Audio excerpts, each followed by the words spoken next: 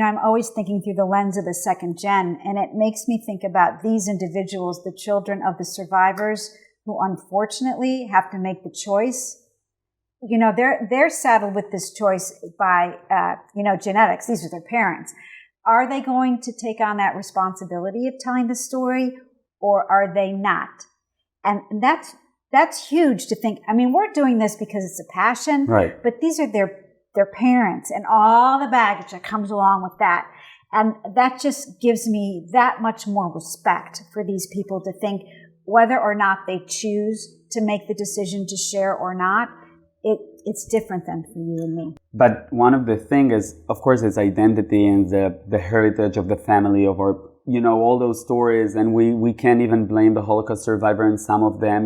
We can speak about the way that, how they became parents and the trauma that they carrying with them. It's a fact of, there is famous Israelis, second gens, that they're like the famous singer or famous people in Israel that they speaking about the Holocaust was always under the carpet or somewhere in the house. Mm-hmm. So living in this environment is not always healthy, but if we are as a society encouraging those people, those second and third gen, to speak the stories, to be the witnesses of their parents, yes, they didn't choose to be, but if we explain them that it's our responsibility and we're all sharing this together, right? That's what I think. Because if you're thinking to yourself, I'm dealing with this alone and it's so heavy on my shoulder and why me? Mm-hmm. So you're not understanding the bigger picture, which is we're our here nation with history, you. and we're with you, and we'll it's help you. Our story, and we'll help you to speak it. Getting back to how we came together, you put together this amazing program for my second gen writing workshop participants. And I kind of want to go through that and just talk about some of the incredible topics that you pointed out. And I remember you positing to the group, you said, we all remember the Eichmann trial. I mean, at least the people in our group are all very well aware of it. And if not, we'll have some information for you about that, that you can reference. But, what is the significance of the Eichmann trial? And there were several great answers that I'm sure you can think of as well. But your answer blew me away. Tell us about the significance of the Eichmann trial to Israelis in Israel.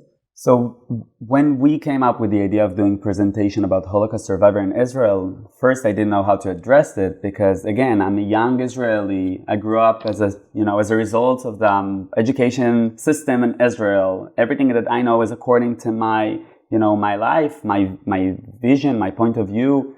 I didn't know what is the best way for me to speak for the Holocaust survivor and how I need to present the Holocaust survivor in Israel. And I felt weird about this in the beginning. It wasn't easy to me. And I thought, okay, so... I had no idea it would be hard. I had no idea. Because everything I know, I don't know, the thing that I know are mine. And I don't know what the audience knows and what people... I don't know the curriculum here in school, so I don't know the knowledge of the people. And when you grow up surrendered by this, you never ask yourself question of identity. It's always, this is what it is. Everybody knows it. I can't imagine that people don't know. So all the things that I brought into the presentation, I assume that 95% of the Israelis that you will meet can tell you the same thing. So I'm not a doctor for history. I'm not a professor. I'm doing this as an Israeli. And I found out that Eichmann trial was in Jerusalem in 1961. Israel was established in 1948. So we need to understand the 60s in Israel wasn't like the 60s in the United States. It was a young country, a poor country after the Holocaust, after war, collecting aliyah, collecting immigrants from all over the world, and a lot of struggle of creating the Jewish nation.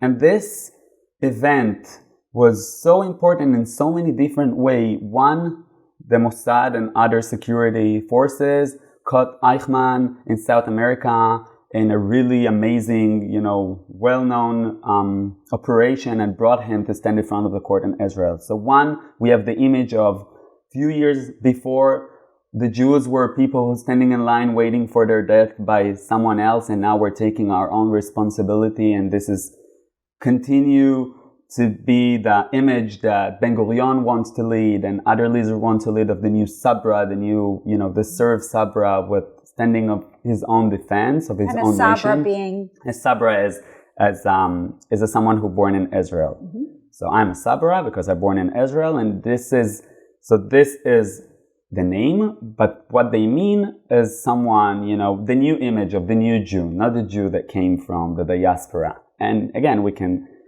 of course argue about this, but this present point of view of those people who want to create something new and want to create pride and respect and, So first they brought Eichmann in this amazing operation stand in front of the court. So he shows Israel as a strong country, show the rest of the world that we're now taking care of ourselves.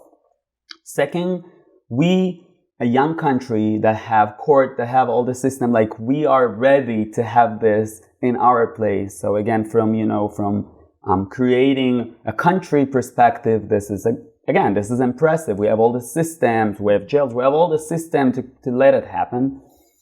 And the third and the most important one is for the first time after the Holocaust, and again, most of the people who moved to Israel by the time was or Holocaust survivor or influenced somehow by the Holocaust that affect the whole Jewish world.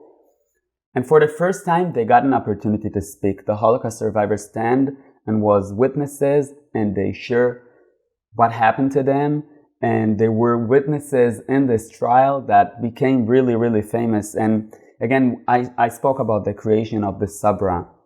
It wasn't popular to speak about the Holocaust stories. It's considered weak, or it's considered strange, or it's considered like a lot of people carrying trauma. And those people mostly hiding those stories because it's belonged to there. And this is a new place and they have a new opportunity. And Ben Gurion and other leaders want to create this different Israel. Mm-hmm. So people never spoke what happened to them. And the country was not ready to deal with this collective trauma of those stories.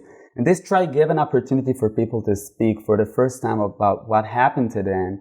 And, again, it's a young country succeeding to broadcast live this trial to all over the world, basically. And, there is not all the Israelis that can make it, came to the trial. People been waiting outside. Like, people was really into this. And for the first time, they're hearing one after another Holocaust survivor coming, telling stories that most of the people never heard, or many people feel the same, but never had the opportunity to speak out loud. And it's give them a voice.